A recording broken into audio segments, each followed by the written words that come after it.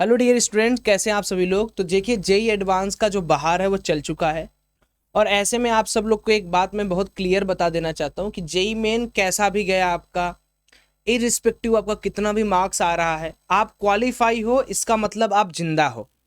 और JEE advance और JEE main में अंतर यह है कि जेई मेन आपसे speed, accuracy, time management, emotion सारी चीजें मांगता है, बट एडवांस क्या कहता है पता है? प्यार से बैठो, अलती पलती मार के आराम से सवाल सॉल्व करो अपने कॉन्सेप्ट को सोचते हुए। अब आप देखो यहाँ पर पीछे मैंने ये वीडियो एक बार मैं अपलोड भी किया था, शायद आप में से किसी के पास नोटिफिकेशन ना गया हो, तो यहाँ पर फिर से मैं इसको बोर्ड पर कर रहा हूँ क्योंकि बोर्ड पर कनेक्शन भी आपका ज़्यादा मिलेगा। अब ये देखो, आपको यहाँ पर एक वेरिंग मैग्नेटिक फील्ड दिया है, एक वेरिंग इलेक्ट्रिक फील्ड दिया है, और यहाँ पर ध्यान देना कि किस डायरेक्शन में कहाँ पर मैग्नेटिक फील्ड है, इधर किस डायरेक्शन में कहाँ पर इलेक्ट्रिक फील्ड है। अब अमूमन कहने को तो ये सवाल करो या सोचोगे तो थोड़ा बहुत इजी लग सकता है, लेकिन ऐसे बहुत सारे क्वेश्चंस हैं जो सेम पैटर्न पर जेई एडवांस बार बार रिपीट करता रहता है। अब एग्जांपल ले लीजिए, रिफ्रैक्टिव इंडेक्स का वेरिएशन पे, फ्रिक्शन के वेरिएशन पे ऐसे सवाल बन सकते हैं, और इलेक्ट्रोमैग्नेटिक इंडक्शंस के अंदर ऐसे सवाल बन सकते हैं। या आप ले लीजिए जो रॉड चल रहा है किसी भी वेलोसिटी से, उसको वेरिंग करके आपसे एसी या ईएमआई पे सवाल पूछा जा सकता है। तो इस तरीके के क्वेश्चंस को अभी कर जाओ।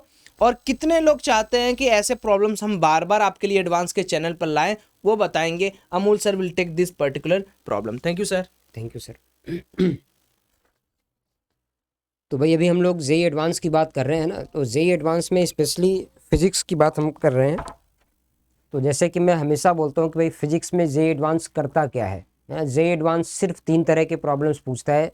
अगर फिजिक्स की बात की जाए तो उन 3 तरह के प्रॉब्लम्स में से एक तरीका ये होता है कि उनको फिजिक्स में जो बेसिक्स होते हैं वो बेसिक्स पे आपके डिफिनीशंस पे जाके प्रॉब्लम पूछते हैं, और कई बार इतने बेसिक प्रॉब्लम पूछ लेते हैं कि आप लोग बहुत बेसिक चीज़ों को लाइटली लेके निकल चुके होते हैं और वो प्रॉब्लम आपसे सॉल्व नहीं होता है। दूसरी जो वैरायटी होती है वो दूसरी वैरायटी होती है, इसमें कंसेप्ट को मिक्स किया जाता है। 2 से 3 कंसेप्ट को मिक्स कर दिया या 2 ही कंसेप्ट को मिक्स करके एक प्रॉब्लम फ्रेम कर दिया। एक तीसरी वैरायटी ऐसी होती है जिसमें कि वेरिएबल्स लिए जाते हैं, है ना। जैसे अगर हम लोग स्पीड की बात करें या एक्सेलरेशन की बात करें, वेरिएबल एक्सेलरेशन हो गया, वेरिएबल रिफ्रैक्टिव इंडेक्स, जैसा सौरभ सर ने बताया।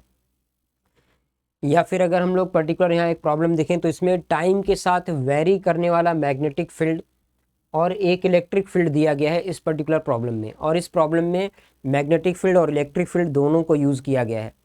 तो अगर हम लोग देखें तो यहाँ पर हमारे पास एक ऐसा प्रॉब्लम है जो एक चार्ज पार्टिकल के मोशन पे बेस्ड है। उसका मोशन पहले मैग्नेटिक फील्ड में है, उसके बाद इलेक्ट्रिक फील्ड में है, और ये एक पर्टिकुलर टाइम इंटरवल के बाद ये चीज़ें चेंज हो रही हैं। तो ये भी इस तरह के प्रॉब्लम्स भी जनरली पूछे जाते हैं जेई एडवांस में। तो हम लोग इसका सलूशन देखते हैं। पहले मैं एक बार ये प्रॉब्लम एक्सप्लेन कर देता हूँ कि हम लोग क्या प्रॉब्लम देख रहे हैं। यहाँ प्रॉब्लम में कुछ ऐसा बोला गया, the space has electric field which varies, electromagnetic field which varies with time whose variation is given as. Space में इलेक्ट्रोमैग्नेटिक फील्ड का वेरिएशन दिया है टाइम के साथ। किस तरह से दिया है? मैग्नेटिक फील्ड वेक्टर पहले बताया गया है minus B not K cap. पहले क्या बताया गया है? Minus B not K cap, minus B not K cap. कितनी देर तक है वो टाइम दिया गया है, 0 less than equal to T less than equal to pi M upon Q B naught. इतनी देर तक के लिए ये मैग्नेटिक फील्ड है। इसके बाद मैग्नेटिक फील्ड हो जाता है minus of B naught J cap, और इसमें जो टाइम दिया गया है pi M upon Q B naught less than equal to T less than equal to 2 pi M upon Q B naught, इस तरह से दिया है। और इस टाइम के बाद मैग्नेटिक फील्ड हो जाता है 0। अब बात आती है इलेक्ट्रिक फील्ड की। तो इलेक्ट्रिक फील्ड को शुरू में बताया गया है 0, कितनी देर तक? 2 pi M upon Q B naught तक। इतने टाइम तक कोई इलेक्ट्रिक फील्ड नहीं है। उसके बाद एक इलेक्ट्रिक फील्ड आती है minus E naught K cap के बराबर, और यहाँ पर जो टाइम है वो क्या है? 2 pi M upon Q B naught less than equal to T less than infinity, है ना। तो beyond this time electric field exist करेगा जिसकी वैल्यू है minus E naught K cap. अब इस प्रॉब्लम में पूछा गया क्या है? A charged particle having mass m and positive charge q is given velocity v naught I cap at origin at equal to 0 second the coordinate of point on x y plane, x y plane में particle के coordinate के बारे में पूछा जा रहा है। When it again passes through x y plane for the first time is, तो ये कोऑर्डिनेट्स दिए गए हैं एक्स वाई और जेड, हमें यहाँ पर फाइंड करना है। तो इस प्रॉब्लम को पहले हम लोग एक बार समझने की कोशिश करते हैं कि इसमें क्या दिया है, कैसे दिया है। तो सबसे पहले देखिए, मैं इसको वन बाय वन अलग अलग पार्ट में तोड़ के देखता हूँ। जैसे सबसे पहले अगर हम लोग देखें तो जो चार्ज पार्टिकल है अपने पास, यहाँ पर जो चार्ज पार्टिकल है वो चार्ज पार्टिकल क्या कर रहा है, ओरिजिन पर उसकी एंट्री हो रही है एक्स वाई, और इसकी एंट्री हो रही है कहाँ पर, ओरिजिन पर। किस तरह से, ऐसे एक्स के डायरेक्शन में इसके पास वेलोसिटी है v नॉट, एक्स के डायरेक्शन में v नॉट वेलोसिटी है, v नॉट आई कैप दिया हुआ है ना। अच्छा, अब एक टाइम है इसमें 0 से लेके pi M upon Q B naught, t क्या है, 0 less than equal to t less than equal to pi M upon Q B naught, ये टाइम दिया गया है।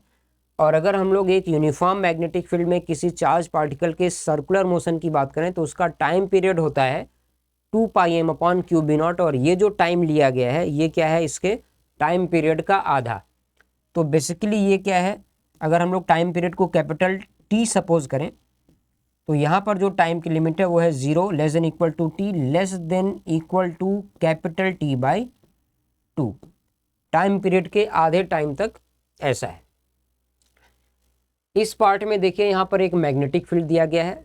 मैग्नेटिक फील्ड क्या है, minus B not K cap, के कैप यहाँ से बाहर होगा, माइनस के कैप अंदर होगा। तो हम लोग यहाँ पर ये देख सकते हैं कि भाई इसमें जो मैग्नेटिक फील्ड है वो into the plane of the board होगा। तो मैग्नेटिक फील्ड हम लोग मान लेते हैं कुछ इस तरह से है, ऐसा कोई यहाँ पर एक मैग्नेटिक फील्ड है। मैग्नीट्यूड क्या है इसका, बी नॉट, माइनस के कैप का डायरेक्शन हो गया, बी नॉट मैग्नीट्यूड हो गया। अब अगर हम लोग इसमें पॉजिटिव चार्ज के मोशन की बात करें तो देखिए वेलोसिटी इधर है, मैग्नेटिक फील्ड अंदर है, तो v क्रॉस b, फोर्स का डायरेक्शन ऊपर आएगा ऐसे।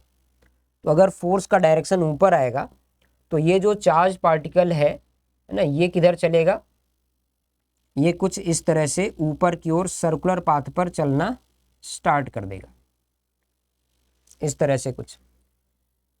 ऐसा मैग्नेटिक फील्ड सिर्फ आधे टाइम पीरियड तक के लिए ही है।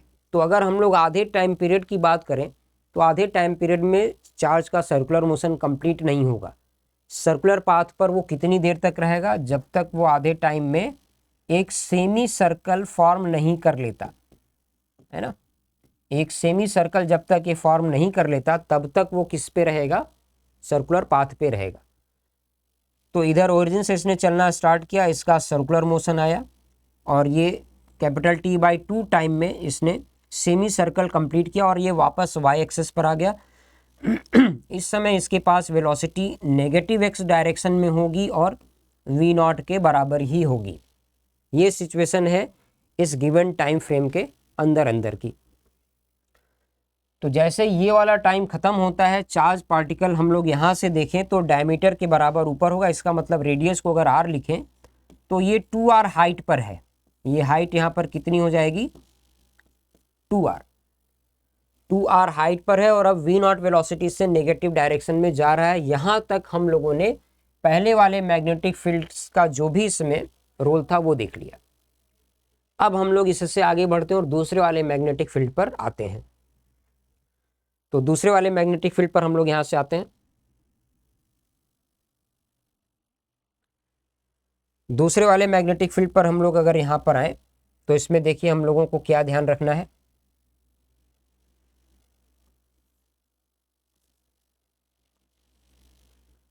y x z एक्सेस भी हम लोग यहां ड्रॉ कर लेते हैं, x y z। अब हमारे पास क्या था कि भाई चार्ज पार्टिकल अभी कहां पर पहुंचा हुआ था, ये हम लोगों को ध्यान देना है। चार्ज पार्टिकल y एक्सेस पर 2r हाइट पर था। ये वाली हाइट हम लोगों ने कितना देख लिया है, 2r, है ना। 2r की हाइट पर है चार्ज पार्टिकल और जा किधर रहा है, नेगेटिव x में, कितनी वेलोसिटी से, v0 वेलोसिटी से। अब ये t/2 टाइम के बाद से क्या है, मैग्नेटिक फील्ड यहाँ पर चेंज हो गया। तो मैग्नेटिक फील्ड कैसे चेंज हुआ ये हम लोग देख सकते हैं। मैग्नेटिक फील्ड में जो चेंज आया है, पहले ये -b0 k कैप था, अब मैग्नेटिक फील्ड हो गया है -b0 j cap. -j cap के डायरेक्शन में ये फील्ड आ चुकी है, -j कैप के डायरेक्शन में। तो अब जो मैग्नेटिक फील्ड है हम लोग उसको देखते हैं। तो मैग्नेटिक फील्ड कुछ इस तरह से है, डाउनवर्ड डायरेक्शन में है। ध्यान दीजिए, मैग्नेटिक फील्ड इस तरह से है, डाउनवर्ड डायरेक्शन में, ऐसे कुछ। क्या मैग्नेटिक फील्ड है, B vector is equal to -b0 j cap. अब आप यहां पर ये ध्यान दीजिए कि भाई चार्ज की वेलोसिटी नेगेटिव x में है और मैग्नेटिक फील्ड नीचे है ना, तो इस पे मैग्नेटिक फोर्स किधर आएगा, V क्रॉस B। फोर्स का डायरेक्शन है बाहर की ओर, इसका मतलब जो चार्ज अब सर्कुलर पाथ पे चलेगा तो वो सर्कुलर पाथ हमें यहाँ से बाहर की ओर देखने को मिलेगा, है ना। तो वो सर्कुलर पाथ हम लोग कैसे बनाएंगे, तो एक बार उस सर्कुलर पाथ को हम लोग देखते हैं कैसे ड्रॉ करना है। z के पैरेलल यहाँ पर हम लोग एक एक्सेस ड्रॉ कर लेते हैं इस तरह से, z के पैरेलल, यहाँ से हम लोग z के पैरेलल एक एक्सेस ड्रॉ कर लेते हैं।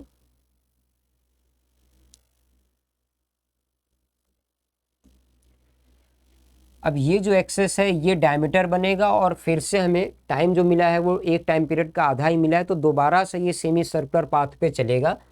और यहाँ पर जो सेमी सर्कल बनेगा वो सेमी सर्कल कैसा बनेगा, कुछ इस तरह से, ये एक सेमी सर्कल बनेगा। इस सेमी सर्कुलर प्लेन की अगर हम लोग बात करें तो ये ZX प्लेन के पैरेलल होगा। यहाँ पर ये एक सेमी सर्कुलर पाथ है, ये क्या है, सेमी सर्कुलर पाथ है। कहाँ पर होगा ये, ZX प्लेन के पैरेलल किसी प्लेन में, semi circular path in a plane parallel to ZX plane. ZX plane के पैरेलल इसका पाथ आएगा और ये फिर यहाँ पर सेमी सर्कल बना रहा है। तो हम लोग इस डिस्टेंस को अगर मेजर करें, ये वाला डिस्टेंस अगर हम लोग देखें तो ये डायमीटर के बराबर है और ये वैल्यू कितनी हो जाएगी, 2r के बराबर, 2r के बराबर। और अब ये चार्ज पार्टिकल इधर कहीं पर है, यहाँ पर कहीं। तो अब अगर हम लोग इस चार्ज पार्टिकल को देखें तो ये इसके कोऑर्डिनेट की अगर हम लोग बात करें तो x कोऑर्डिनेट इसका क्या होगा, 0, y कोऑर्डिनेट होगा 2r और z कोऑर्डिनेट होगा 2r। तो यहाँ पर जो कोऑर्डिनेट है वो क्या है, x इसका 0 है, y की वैल्यू है 2r और z की वैल्यू भी क्या है, 2r। तो ये 0 से t/2 और t/2 से कैपिटल T, यहाँ तक की एनालिसिस हम लोगों ने कंप्लीट कर ली। अब हम लोग इसके बाद थोड़ा सा और आगे बढ़ते हैं, इसके बाद थोड़ा सा हम लोग और आगे बढ़ते हैं और इस टाइम के बाद इसमें जो चेंज हो रहा है वो चेंज क्या है एक बार ये भी देख लेते हैं। तो अब जैसे हम लोगों ने इस मैग्नेटिक फील्ड की भी एनालिसिस कर ली, इसका चार्ज के मोशन पे क्या इफेक्ट है वो देख लिया, ये दोनों पार्ट खत्म हुआ। इसके बाद मैग्नेटिक फील्ड अब यहाँ पर नहीं है, लेकिन इसके जस्ट बाद से अब यहाँ पर क्या एग्जिस्ट करेगा, एक इलेक्ट्रिक फील्ड। और इलेक्ट्रिक फील्ड का डायरेक्शन क्या है, -E0 k cap, E0 magnitude है और -k कैप का डायरेक्शन है। तो इस बात को हम लोग ध्यान रखें, -k कैप के डायरेक्शन में इलेक्ट्रिक फील्ड यहाँ पर आ रहा है। दूसरी बात देखिए, ये जो चार्ज पार्टिकल है इसके पास वेलोसिटी इनिशियल थी -v0 आई कैप के डायरेक्शन में, यहाँ से घूम के ऐसे आएगा। तो इस पॉइंट पर जो इसके पास वेलोसिटी होगी उस पर भी ध्यान दीजिए, वो वेलोसिटी यहाँ से इस डायरेक्शन में होगी। अब ये जो वेलोसिटी है ये प्लस आई कैप के डायरेक्शन में है, v0 आई कैप होगी, आई कैप इस समय इसके पास वेलोसिटी होगी। तो इस वेलोसिटी से इसकी टेंडेंसी क्या है, x के डायरेक्शन में जाने की, लेकिन इसके बाद से यहाँ पर एक इलेक्ट्रिक फील्ड एग्जिस्ट करने लग जाएगा। तो अब हम लोग बात कर लेते हैं उस इलेक्ट्रिक फील्ड की। चार्ज को हमें कहाँ रखना है, 0 2r पे, और उसके बाद वेलोसिटी होगी v0 i कैप। और एक इलेक्ट्रिक फील्ड की अगर हम लोग बात करें तो इलेक्ट्रिक फील्ड हमें क्या मिल रहा है, -E0 k कैप। ये इलेक्ट्रिक फील्ड हमें यहाँ पर अप्लाई करना है -k कैप के डायरेक्शन में। तो इन बातों का ध्यान रखते हैं। 0 2r पे चार्ज पार्टिकल है। वापस से हम लोग इलेक्ट्रिक फील्ड की यहाँ पर जो भी इफेक्ट है वो देखते हैं। तो क्या करेंगे, इसमें y एक्सेस, x एक्सेस और ये है z एक्सेस,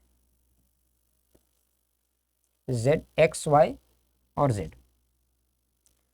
ये है नेगेटिव z वाला डायरेक्शन अंदर की ओर, इस तरह से कुछ है। चार्ज पार्टिकल कहाँ पर है हमारे पास, चार्ज पार्टिकल कहाँ पर है भाई, तो चार्ज पार्टिकल 0 2r और x में भी, z में भी क्या है 2r।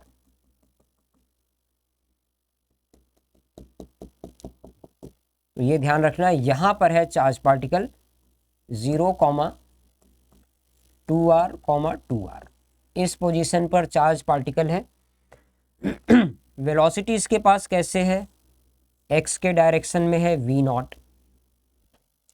लेकिन इलेक्ट्रिक फील्ड इसके पास क्या है ना, ये ध्यान देना है कि इसके पास इलेक्ट्रिक फील्ड क्या है। तो इलेक्ट्रिक फील्ड है -E0 k cap, -E0 k cap, ये इलेक्ट्रिक फील्ड है। तो जिस डायरेक्शन में इलेक्ट्रिक फील्ड है उसी डायरेक्शन में इस पे फोर्स आएगा, फोर्स का भी यही डायरेक्शन होगा और इसी डायरेक्शन में ये एक्सेलरेट भी करेगा। तो इसके एक्सेलरेशन को थोड़ी देर के लिए मैं a बोल देता हूं। तो ये जो एक्सेलरेशन a है इसकी वैल्यू क्या होगी, एक्सेलरेशन कैसे मिलेगा, फोर्स अपॉन मास। फोर्स कैसे आएगा, charge multiplied by electric field divided by mass. ये एक्सेलरेशन है जो कि नेगेटिव z के डायरेक्शन में है, ये हम लोगों को और ध्यान रखना है।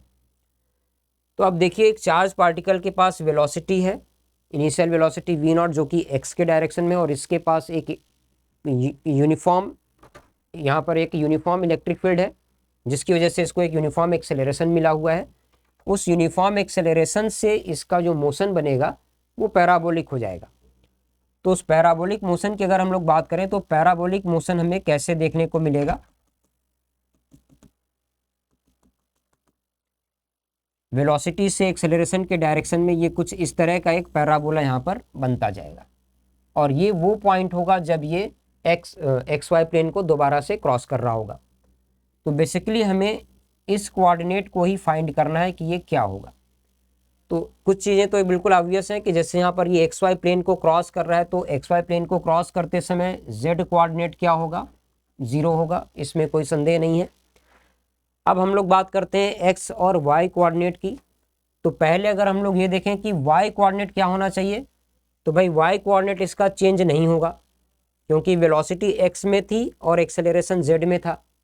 वाई में ना तो कोई वेलोसिटी थी और ना ही कोई एक्सेलरेशन, तो वाई कोऑर्डिनेट इसका चेंज नहीं होना है। इसका मतलब वाई कोऑर्डिनेट जो हम लोग पहले फाइंड कर चुके हैं 2r के बराबर, वो एज इट इज़ रहेगा। तो z 0 होना है, y की वैल्यू 2r होनी है, ये दोनों डिसाइड हो गया। अब बात आती है कि ये x कोऑर्डिनेट हमें कैसे मिलेगा। तो अगर हम लोग x कोऑर्डिनेट की बात करते हैं तो x की वैल्यू को, पैराबोलिक मोशन है तो हम लोग कैसे लिख सकते हैं, अगर इसके मोशन का टाइम हमें मिल जाए तो x के डायरेक्शन की velocity multiplied by time. x के डायरेक्शन की वेलोसिटी है v0 और वो टाइम मैं मान लेता हूं कोई t है, v0 इंटू टी। इसको हमने v0 इंटू टी ही क्यों लिखा, क्योंकि x के डायरेक्शन में कोई एक्सेलरेशन ही नहीं है।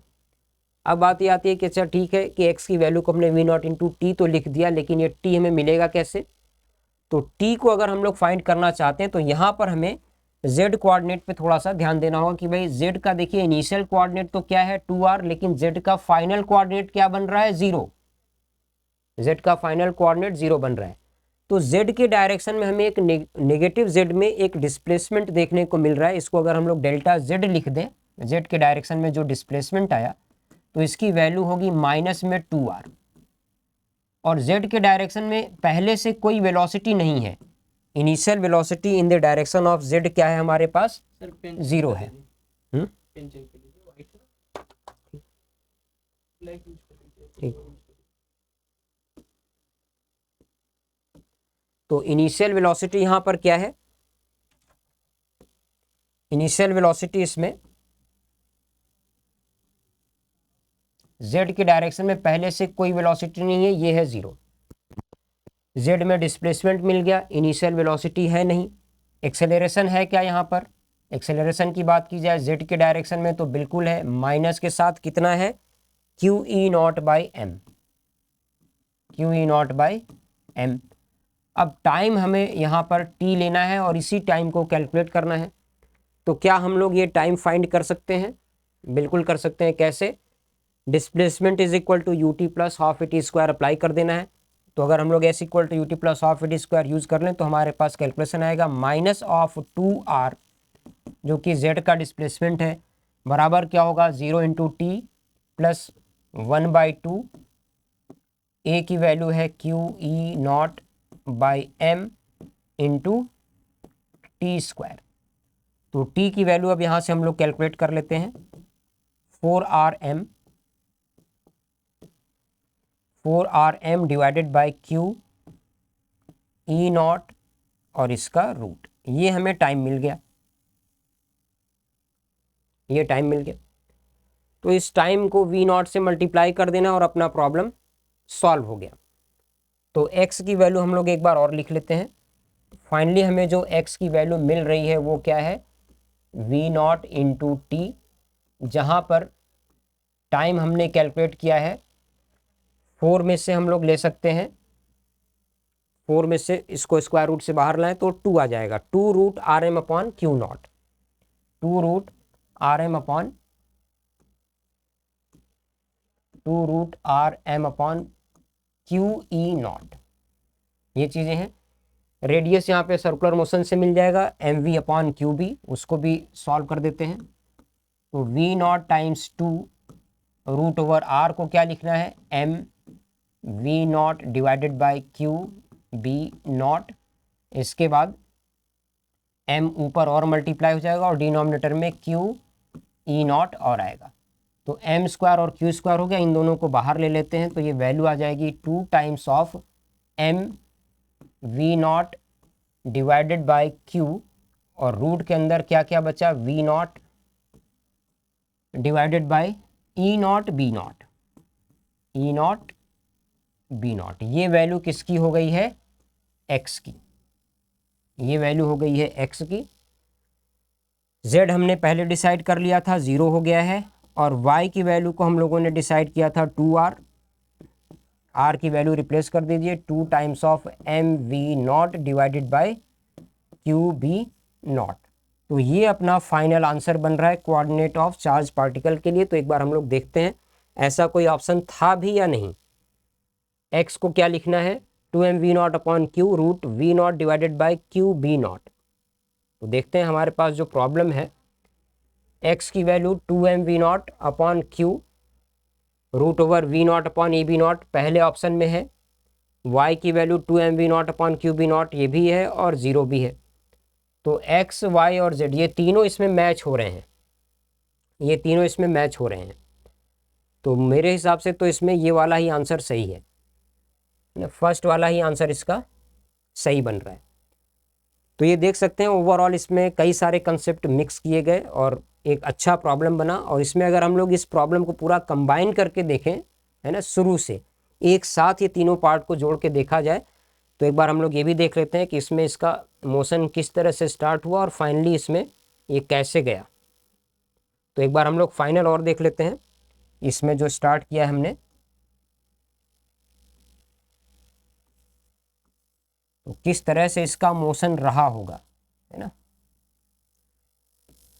Right from the very beginning till the end.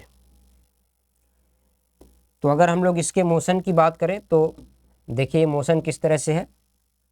Charge particle ने इधर से स्टार्ट किया, पहले इसके पास वेलोसिटी थी पॉजिटिव एक्स डायरेक्शन में, और यहाँ से ये सेमी सर्कुलर पाथ बनाता है किस पे, एक्स वाई प्लेन में सेमी सर्कुलर पाथ बनाता है। इसके बाद इसने क्या किया, इसके बाद ये ZX के पैरेलल, ZX के पैरेलल एक प्लेन में इसका मोशन हुआ। अब यहाँ पर जो इसका मोशन बना वो कुछ इस तरह से है, ZX प्लेन के पैरेलल ऐसे इसका मोशन हुआ। तो ये था XY प्लेन में और ये है ZX प्लेन के पैरेलल एक प्लेन में। और इसके बाद से जो इसका मोशन था वो था पैराबोलिक, इसके बाद से जो इसका मोशन था वो पैराबोलिक था। तो यहाँ से अब ये पैराबोलिक पाथ पर गया है और ऐसे कहीं पहुंचा है। तो ये इसका ओवरऑल मोशन था। जैसे अगर हम लोग देखें तो ये वाला जो पार्ट है, this segment is semi circle in XY plane,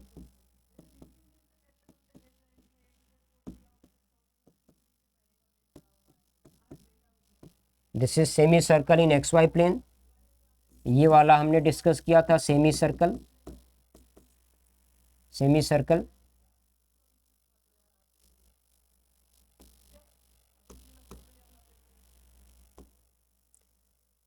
semi circle in a plane parallel to ZX plane, ZX plane के पैरेलल एक प्लेन में मोशन है, ये वाला सेमी सर्कल बना है। और इसके बाद ये जो फाइनल सेगमेंट है ये क्या है, एक पैराबोलिक, पैराबोलिक पाथ है।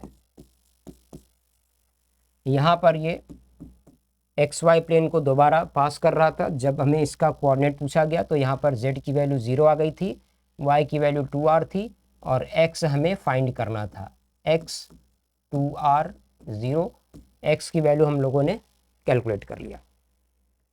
तो ये ओवरऑल एक बहुत ज़बरदस्त प्रॉब्लम था जिसमें बहुत सारी चीज़ें हम लोगों ने सीखी। और इसमें ओवरऑल देखा जाए तो 3D में इसका जो पाथ है वो 3D में जा रहा है, तो उसको इमेजिन करना, विजुलाइज करना, ये भी अपने आप में एक बड़ी बात है।